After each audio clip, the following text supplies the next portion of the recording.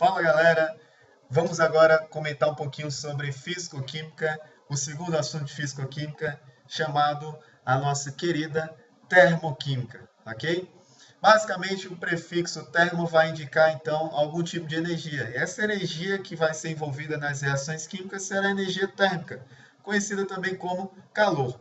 Lembrando lá na física que calor é energia em trânsito, ok? É uma energia desorganizada que flui de um corpo que tem maior energia para um corpo de menor energia. No nosso caso, nós vamos ver que existem reações químicas que ou recebem calor na forma de energia, ok? Ou então algumas reações que liberam calor, ok? Nós vamos ver também alguns casos em especial, vamos utilizar o exemplo das reações de combustão, porque dentro da termoquímica é o assunto que mais cai nas provas de vestibular e também no nosso querido Enem, ok? Então, algumas coisas em atenção nós temos que ter inicialmente. Primeiro, essas reações serão exemplificadas a partir de um conceito chamado variação de entalpia. A variação de entalpia é calor. Lá na física, você mede variação de calor de algumas maneiras. Você tem um calor latente, você vai ter alguns tipos de maneiras de fazer o cálculo, ok? Mas aqui na química nós não vamos fazer nenhum cálculo com fórmula especificamente. A variação da entalpia ela vai ser uma regra geral para todas as reações. O que você precisa saber é o seguinte, que entalpia é calor a pressão constante. Então, na física nem sempre precisa que o calor seja constante para você fazer o cálculo. Já na química, não. Nós estamos tratando de físico-química, então nós temos que ter algum aspecto químico aí nesse caso. Especificamente, você só mede o calor de uma reação química, seja esse calor recebido, ou seja esse calor ganho, quando a reação ocorre em pressão constante. Na maioria dos casos, a pressão ambiente, e nós vamos ver que essa pressão ambiente é um ATM, a nível do mar, ok?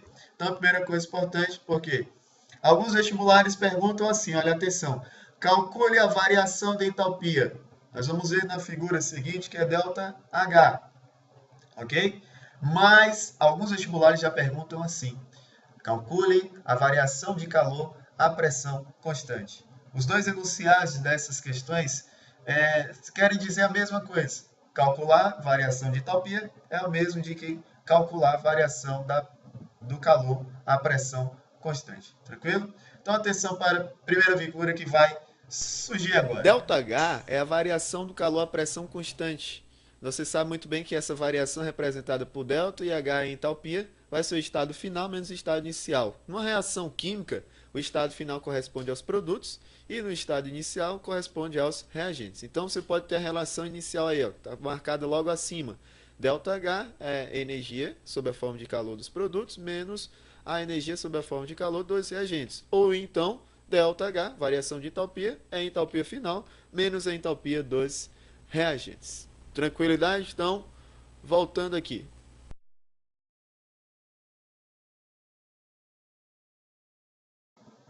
Pronto. Então, como foi visto anteriormente, ΔH, essa variação de entalpia, vai ser na verdade, ela pode ser medida em relação a algum tipo de reação. Nessa videoaula de hoje, nós vamos tratar especificamente as reações termoquímicas de combustão. Você analisa aqui comigo algumas coisas em particular sobre a combustão. Primeiro, você sempre tem uma substância que é combustível, ou seja, aquela que sofre a queima. De maneira grosseira, nós chamamos uma combustão de queima, ok? Para que haja essa queima, tem que se ter um combustível e tem que ter algum meio que ocasione essa combustão. Esse meio, no nosso dia a dia, é mais conhecido como algo que propicia essa reação de combustão. E para propiciar essa reação de combustão, nós temos que ter um comburente. Em todos os casos, nós vamos ver que o comburente é o oxigênio. Então, imagine o seguinte, você está vendo aqui uma situação, imaginando aqui comigo o seguinte, fecha os olhos, imagina, está tendo um incêndio em algum determinado local, ok? Esse incêndio está acontecendo e, de repente, você vai ser chamado para conseguir tentar apagar esse fogo. Se você promove uma abertura nesse local em que haja a entrada de oxigênio, você está promovendo, na verdade, com que a combustão ocorra, porque a combustão precisa do comburente. Então, na verdade, pessoal, é norma de segurança, de resgate, de incêndios, que quem for fazer o resgate, lá o pessoal do Corpo de Bombeiros, eles são orientados a não fazer com que aquelas chamas entrem em contato com mais oxigênio ou circulação a ar. Então é muito provável que você veja em alguns vídeos de resgates, eles não tentam abrir todo o espaço, geralmente fica em um foco específico e de lá de cima que eles tentam apagar o incêndio. Por quê? O Corpo de Bombeiros, o bombeirinho lá sabe o seguinte, que combustão ela é alimentada por um comburente, e esse comburente é o oxigênio. Então, o oxigênio também ele está em excesso. E isso é muito bom, porque imagina se fosse o combustível que estivesse em excesso. Então você estuda lá em estequiometria reagente excesso e limitante. Aí é macete, olha, se o combustível estivesse em excesso, você não teria a finalização de uma combustão. Olha que coisa terrível. Se um combustível ficar em excesso, você não finaliza a combustão. Quem fica em excesso é justamente o oxigênio. E quem limita a reação é justamente a quantidade de combustível. E assim a natureza é perfeita, porque não existem combustões que durem eternidades. Ok? Isso é macete para estequiometria de combustão. Sempre quando pedir assim, calcule o reagente em excesso, diga que o reagente em excesso. Aí você já sabe muito bem que será o oxigênio, porque numa combustão é ele que está em excesso, enquanto quem limita, que é o contrário do reagente em excesso, é justamente o combustível. Bacana? Outra coisa sobre o oxigênio, que ele é comburente. Ele vai atuar como um agente oxidante, se for o caso de lhe perguntar alguma coisa sobre oxirredução. Então, ele oxida o combustível. E outra coisa importante lá no balanceamento das equações químicas.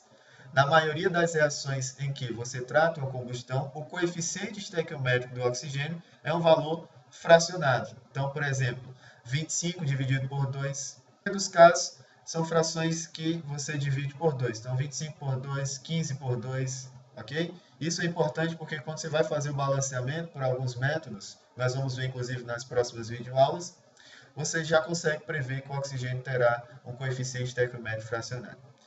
Analisa aqui comigo também, nessa próxima figura, um caso de uma combustão que nós conhecemos muito bem, a queima de uma vela. Vamos lá, ó.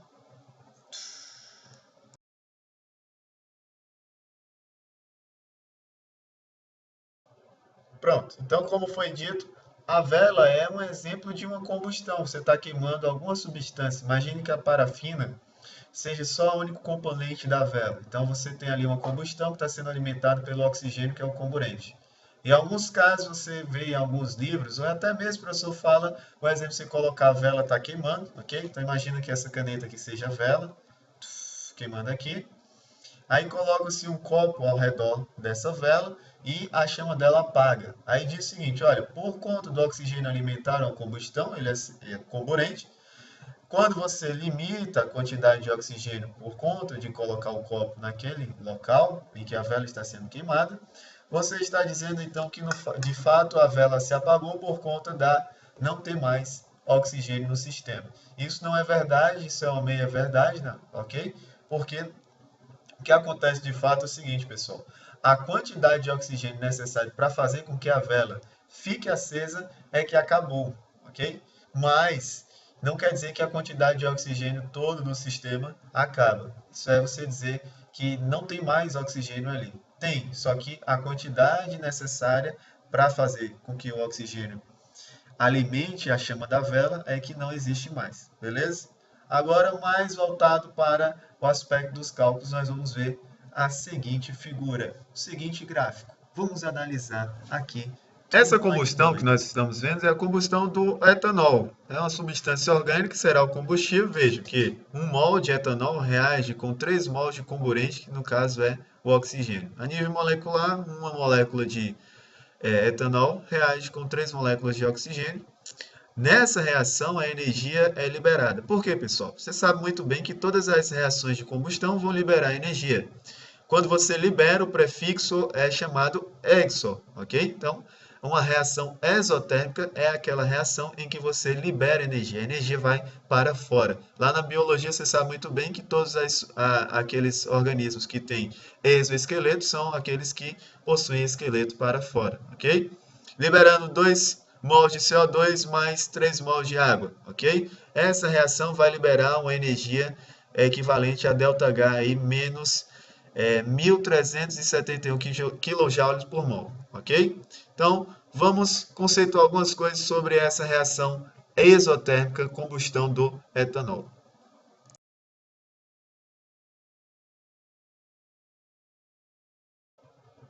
Então, voltei.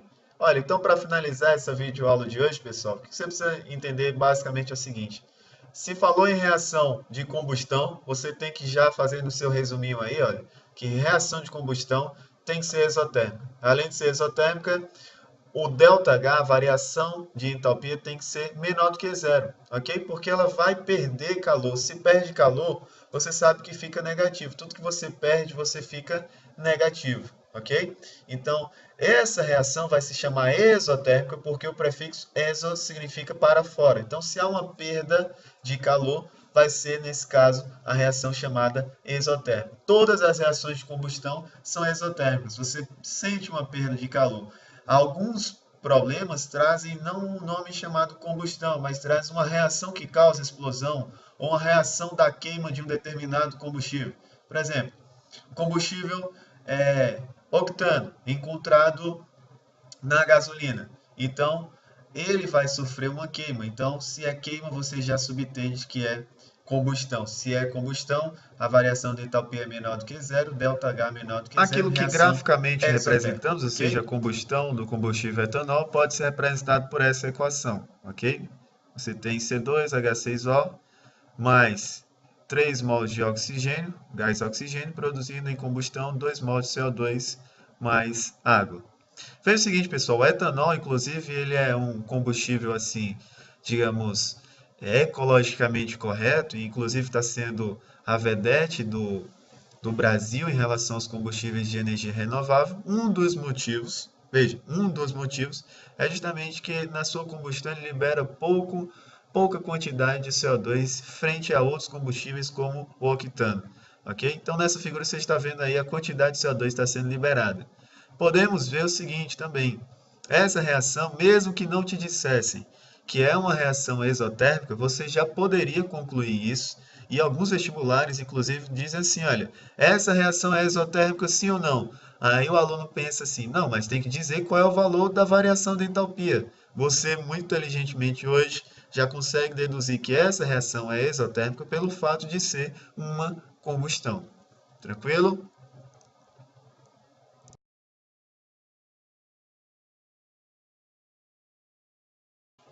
Então, voltando para finalizar a aula de hoje, vamos recordar o seguinte, variação de entalpia negativa, reação exotérmica, onde que eu posso generalizar e dizer com toda certeza que uma reação será exotérmica? Quando ela for uma reação de combustão. No combustão você tem um combustível reagindo com um comburente, esse comburente é o oxigênio, ele atua como agente oxidante, o seu coeficiente estequiométrico geralmente é uma fração, essa combustão produz CO2 mais água, se for uma combustão completa, ok?